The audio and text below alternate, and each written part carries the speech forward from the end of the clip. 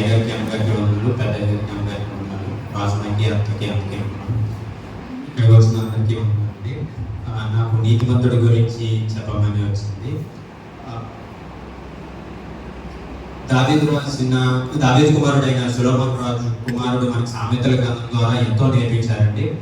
ఆ గ్రంథం ద్వారా మనం నీతిమంతులుగా ఎలా బతకాలి అన్నది రాశారు. భక్తిహీనులుగా భక్తిహీనులుగా బతికితే ఎలాంటి శాపాలు వస్తాయి అన్నది కూడా మనకు తెలియపరిచారు.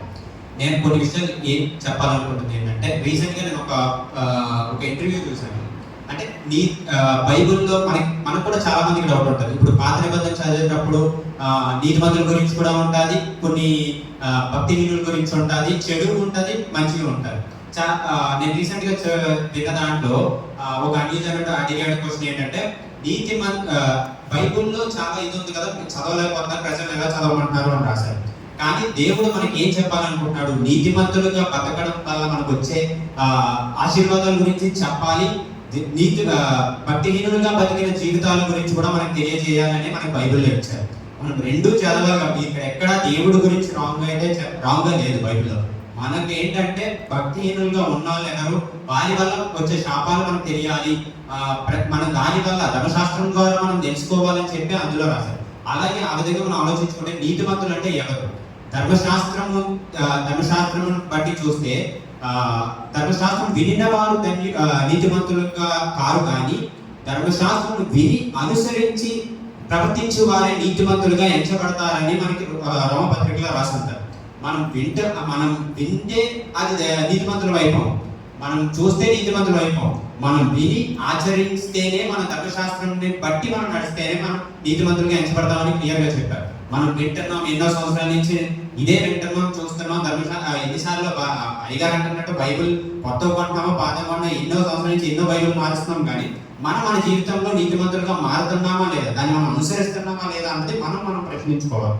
నీతిమంతులుగా మనం చూస్తూ ఉంటే నీతిమంతులుగా ఉన్న గురించి ఎంతో మంది శిష్యుల గురించి, ఎంతో మంది భక్తుల గురించి దేవుడు మనకి నీతిమంతులు చూపించాడు. ఆయనే సాక్ష్యం ఇచ్చారు. కానీ మన గురించి ఎక్కడ సాక్ష్యం? ఎప్పుడు మనం అలా బతికితేనే కదా మన పరలోకంలో మన గురించి దేవుడు సాక్ష్యం చెప్పగలరు.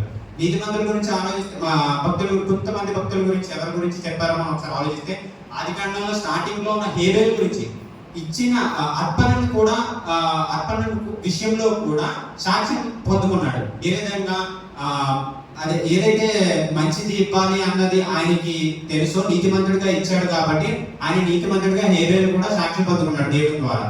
అలాగే మన నోవాహు గురించి ఆలోచిస్తే, ఈ తరం వారిలో నీవే నా ఎదుట నీతిమంతుడుగా కనిపిస్తున్నామని ఆయన గురించి కూడా సాక్ష్యం చెప్పాడు. అప్పుడు వారితో పాటు ఓన్లీ నీతిమంతుడిగా ఉన్న అబ్రహాముకి ఆశీర్వాదం రాలేదు, నోవాహుకి ఆశీర్వాదం రాలేదు. నోవాహుతో ఉన్న వారి ఇంటి వారికి కూడా ఆశీర్వాదం వచ్చింది. నువ్వు నీతిగా ఉంటే నీకు మాత్రమే కాదు, నీ ఇంటి వారు, నీ తరతరంలో వారు కూడా నీతిగా ఉంటారని మనకి దాని ద్వారా మనం తెలుసుకుంటాం.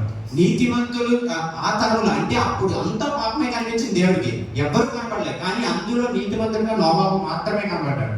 అందులోంచి సుడిగాలి వస్తే భక్తిహీనుడు లేకపోవడం అని ఉంటుంది సామెతల్లో.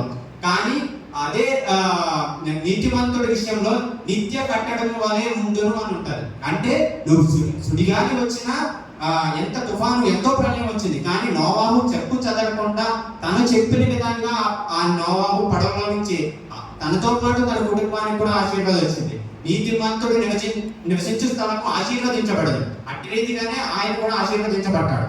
అందరూ వారి ఫ్యామిలీ అంతా నిలబడి, మనం కూడా మనతో పాటు మన పిల్లలు కూడా ఇదిగా ఉండాలంటే మన దాన్ని నీతిమంతులుగా మనం బతకడం చాలా ఇంపార్టెంట్.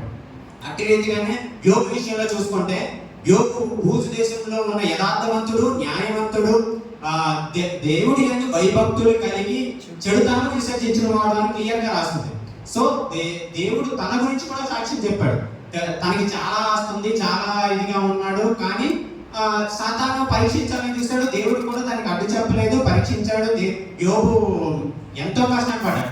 ఆఖరికి తన సగభాగమైన వాళ్ళ వైఫ్ కూడా నీకు ఇది లేదా, ఇంకా యథార్థవంతుడిగా ఎందుకుంటున్నావు అని అడిగింది. కానీ అక్కడ కూడా నీతి తప్పలేదు, మాట కూడా అనలేదు యోబు. చాలా ఇదిగా ఉన్నాడు, సహనంతో ఉన్నాడు. నీకు ఆశీర్వాదం వెంటనే రాకపోవచ్చు, కానీ నువ్వు నీతిగా కరెక్ట్ గా ఉంటే ఏ విషయంలో అయినా నీకు వచ్చే ఆశీర్వాదాన్ని దేవుడు ఎప్పుడు ఇది చేయడు. సో మనం నీతిగా బతకాలి, అందరికీ నీతిగా ఉండేలాగా మనం చెప్పాలి.